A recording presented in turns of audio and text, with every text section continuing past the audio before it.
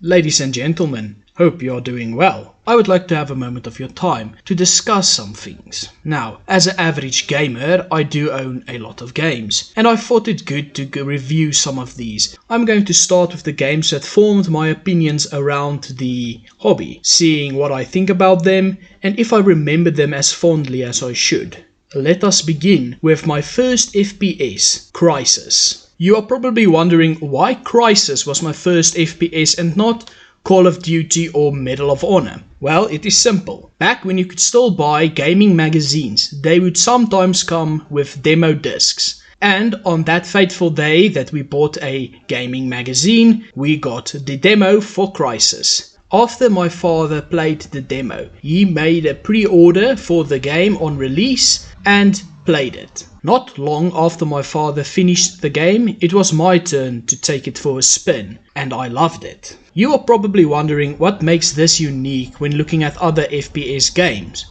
Well, I will tell you, by starting with one of the most unique features of the time, the nanosuit. I would like to take you back to a simpler time, 2007. When nanotech still meant something. A time before the Marvel Cinematic Universe ruined the notion of nanotechnology.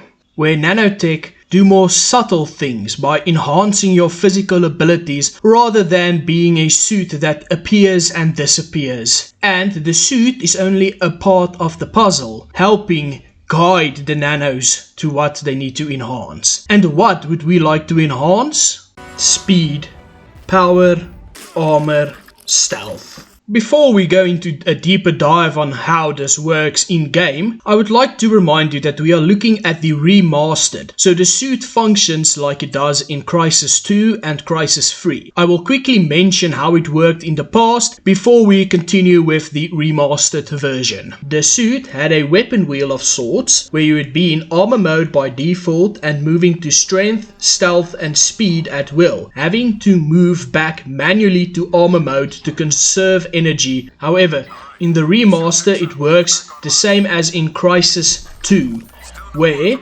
you are in strength or power mode by default and moving to armor by pressing Q, consuming energy while you are in this mode, unlike in the original. Stealth is E, and to sprint you just press shift and you go into speed mode. Before we move on to how each of the suit's modes function, just a quick note on energy consumption. Each of your modes, except for strength or power mode in the remaster, consumes energy. In armor mode, when you take damage, more energy is consumed. In stealth, when you move or shoot your weapon, energy is consumed. And in speed mode, if you run, basically if you want to sprint and not walk, you will be consuming energy. Strength, your suit's default function. This allows you to control recoil better, as well as picking up objects and throwing them. Objects include enemy AI as well. You also have the ability to jump a lot higher. Speed, perhaps the simplest of the suit functions, allowing you to run faster. But be careful, if you run too fast into an object, you might just lose your life. Armor, essentially transforming your energy bar into a second health bar on normal difficulty. On hard difficulty and delta difficulty, however, you still take a bit of damage to your health even when you are in armor mode with full energy or more energy. Stealth, again a simple feature where you go invisible, and as you sit still you lose energy, or as you move and run, you lose energy faster. It is important to note that you do need to switch out of stealth mode before firing your weapon, since firing your weapon will deplete all of your energy when you are in stealth mode. Lastly, we look at your binocs or visor, which acts as a binocular and marks enemies on your minimap. Also, through the campaign there are parts where you use your binoculars or visor to complete certain bonus objectives and main objectives. However, this is mostly used as a tool to survey the area and plan your attack. The game encourages you to mix and match your suit features when approaching an enemy stronghold or using the terrain. For instance, using speed and power, you can easily jump over buildings, as well as exploring new areas that you would not have been able to get to if you did not use speed and strength as a combination. If you prefer a more traditional FPS playstyle, you would probably juggle between speed, strength and armor, allowing you to quickly rotate using speed, armor for strong defensive capabilities, and strength to increase your offensive lethality. Perhaps you prefer the Sam Fisher approach, where stealth is king, controlling the map and the enemies by being sneaky. You can rapidly change between stealth and strength mode to ensure you take out enemies stealthily and not alert the others to where you currently are. Thankfully, the game does not force you into one of these playstyles, it is your choice. The difficulty curve is how you manage your suit's energy and what you do to either engage or avoid the enemies throughout the campaign. Now that we all know what a nano suit does and how to use it, we can go on to probably the most important feature of every FPS, the guns. There are 4 different categories of weapons. The first category on the one hotkey is your pistol and fists. The second category is what I consider your main weapons, which is your traditional rifles and SMGs. And the last category is your explosive results. The fourth one is only useful at the end of the game, since that is when you use it, and we will cover it when we do the story summary. Using the 5 key on your keyboard, you can change the fire mode of all of your weapons, be it from full automatic or single shot, or activating your barrel attachments, which we will discuss now. Now, you can edit your weapon with different attachments to enhance your playstyle or to change your playstyle. There are 5 in total different types of attachments, but not all weapons can use all of the attachments. We will quickly go through all the different type of attachments, and on each weapon we will discuss which attachments they can have. Firstly, at the front of the gun you can choose to add a silencer. The silencer does not affect your damage. It does, however, affect the sound and where the enemies will start looking for you. Secondly, at the side of the gun you can add either a flashlight or a laser pointer. The laser pointer changes the crosshairs and the flashlight helps you see better in the dark. It is important to note that the flashlight will reveal your position in cloak. Under the barrel you can choose between a tactical attachment that is a sleep dart or a grenade launcher attachment that launches grenades. Then we move on to the sights. You can go with a traditional iron sight, a reflex sight, a assault sight, or a sniping sight. Lastly, the only weapon that has a ammo type is the FY71 or the AK, and you can choose between normal ammunition and incendiary rounds. Our first weapon are our bare fists. Now, you do not think about your fists when you play FPSs, but it is a viable option and a very fun option. Secondly, we will look at your secondary, the pistol. Now, you will not be using this at all, to be honest, since your other weapons will be fine. But you can dual wield pistols and it does make for some fun interactions. The pistol also only has the choice of 2 attachments, being the silencer and the laser pointer and flashlight. The SCAR, my favorite rifle of the game and also the rifle you start with. You can use all the attachments on the SCAR except for the ammo type. I have to warn you that ammo for the SCAR is scarce, since the only NPCs or AI that drop ammo for the SCAR are the US troops and US supply drops, which are few and far between throughout the campaign. The FY71 or AK is the standard rifle throughout the game. This is the rifle and weapon for which the most ammo drops and is probably the one you'll be using the most. It is also the only gun that can use all 5 different types of attachments, since it is the only one that has the ammo type.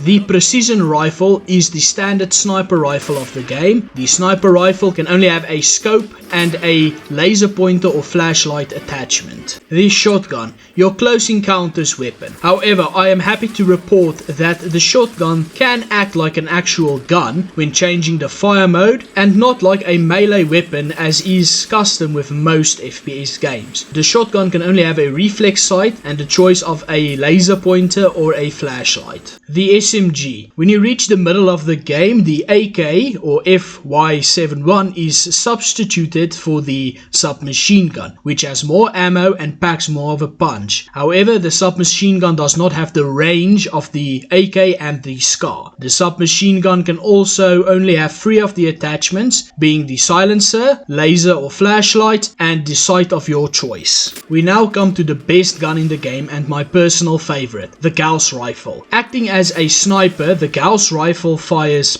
energy into your enemies, killing most if not all enemies in one shot. The Gauss rifle has the choice of a laser pointer flashlight and a scope of your choice. The minigun. The minigun, as its name suggests, is a minigun. It takes time to spin up but then fires a metric shit ton of bullets. This allows you to mow down enemies with ease and pack a punch against enemies with more health. I do believe you can add a laser pointer, however I have not tested this in any of the difficulties, so take this with a grain of salt.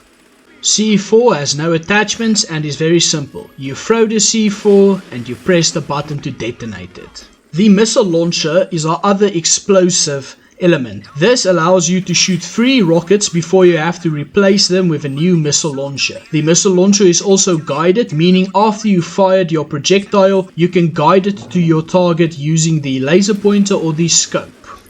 Our last 2 weapons is a minigun variant and a mini nuclear projectile. Now, it is time for a quick summary of the game. The emphasis here is on a quick summary.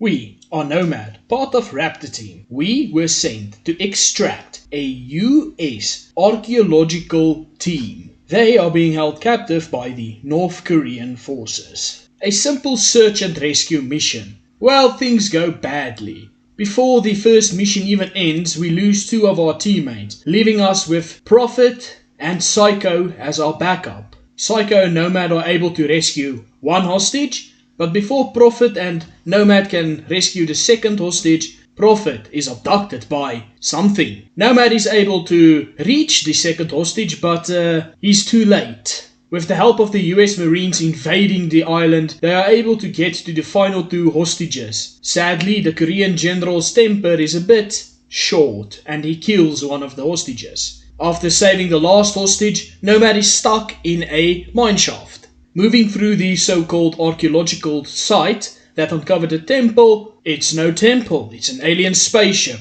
And we introduce ourselves to the aliens with a warm imperial welcome. Getting out on the other side, the lush island is now a frozen hell. We are sent to link up with a team.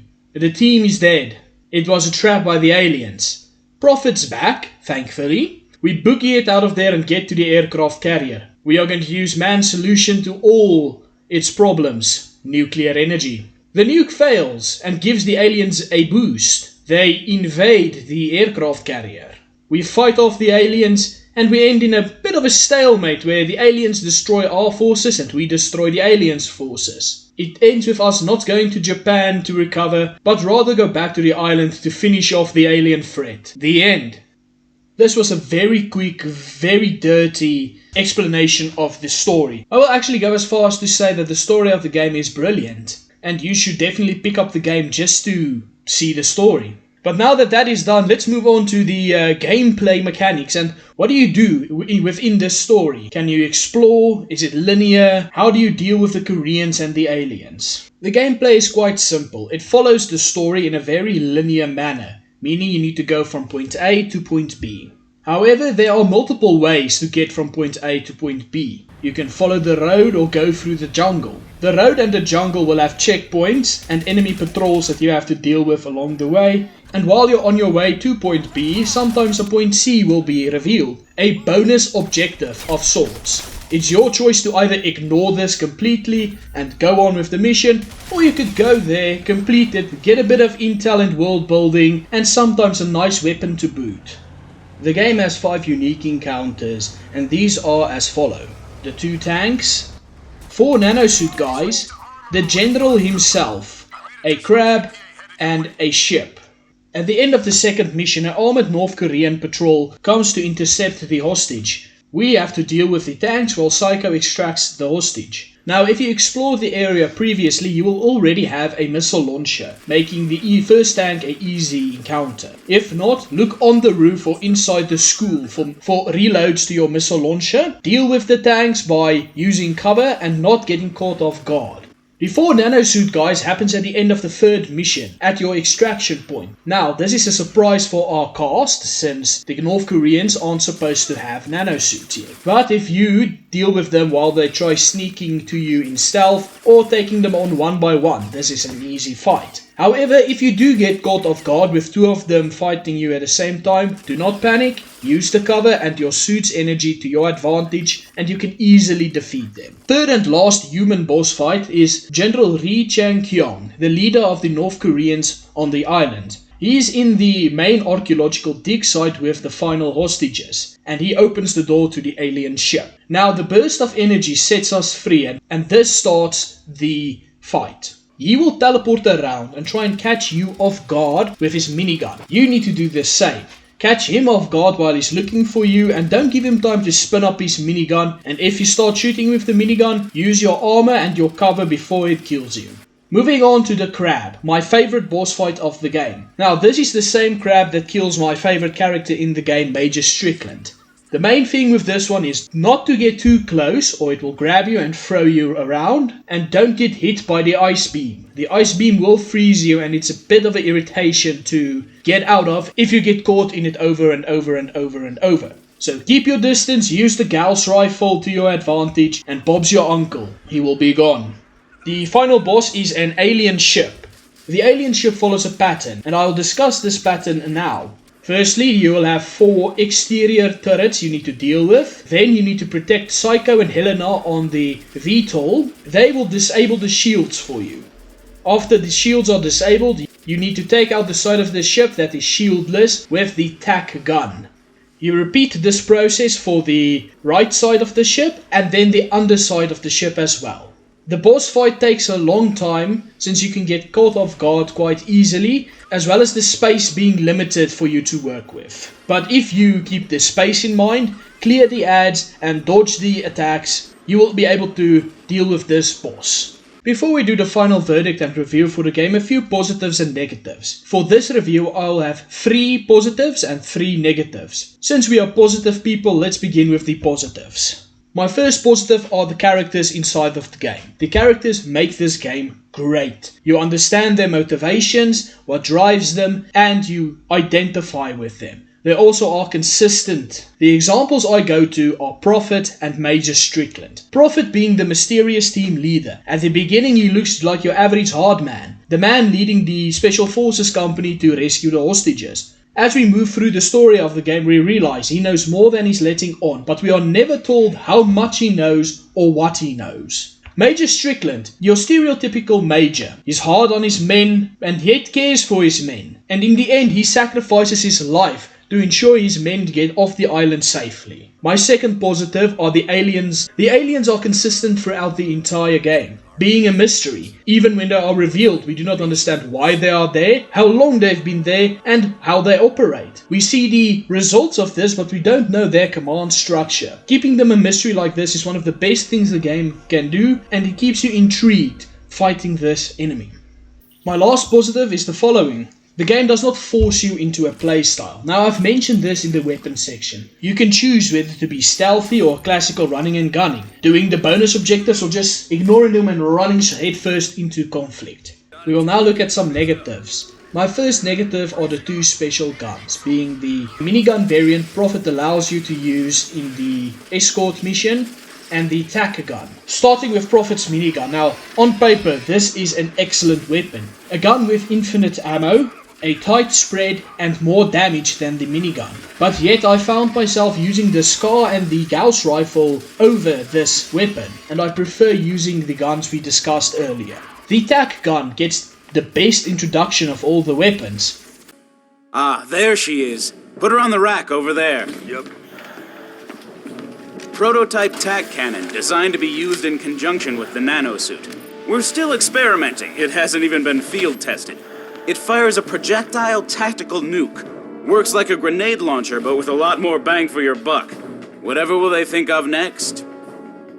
Can I try it out? No. You are excited to use it, and when the game allows you to take a detour and grab it, you're not allowed to use it. Only after you defeat the crab boss can you use the tacker gun against the ship once Psycho informs you now is the time to use it. The gun feels like dead weight, and I found myself trying over and over to use the gun on the crab boss and before Psycho informs me to use it on the alien ship. Meaning you get your toy but you're not allowed to play with it until the game says you can. The AI in the game is the next negative for me. This is a small but noticeable issue. With the hotkeys you are able to rapidly change between your suit functions and it feels like the AI can't keep up. I found myself using the strategy I dubbed the rat strategy, where I would rapidly change between cloak and power mode and then AI can't cope with where you are. Overall, I was still caught off guard and killed by the AI, so this is a small issue. My final negative has to do with the gun attachments. The flashlight is absolute useless. You will never use it and never need it. The game isn't dark enough. And the ammo types. The incendiary ammo type is fun to use. However, this means that the other guns lacking this ammo type makes them feel a bit underwhelming, even though they play nice. This means that the AK is the only one with this ammo type. I would have preferred it to have more variety. Maybe let the Scar have a armor piercing ammo type and the SMG an electric ammo type, or the shotgun have a grenade type attachment. But nevertheless, this is another small but noticeable negative. This leads us to the final verdict of the game. Does it hold up? Do I still like it? The answer to that is simple. Yes. I love this game. From the gunplay to the bonus objectives to the story to the environment, this game is the entire package and I will recommend it to anyone wanting to try it. The last thing to do is to put the game on a tier list of sorts. I would like to put FPSs I review together on a tier list, as well as RTSs, puzzle games, and so on, so that we can see how they compare to each other in my mind. With Crysis being our first and my first FPS, I'm going to put it in the middle on standard. Even though I think it's an excellent game, I'm going to rate the next FPSs based on do I think they are better or worse than Crysis. With that done, I would like to thank you for listening to me rant about games I like and my first real attempt at a YouTube video. With that being said, leave a like if you enjoyed, consider subscribing, and I hope to see you again soon.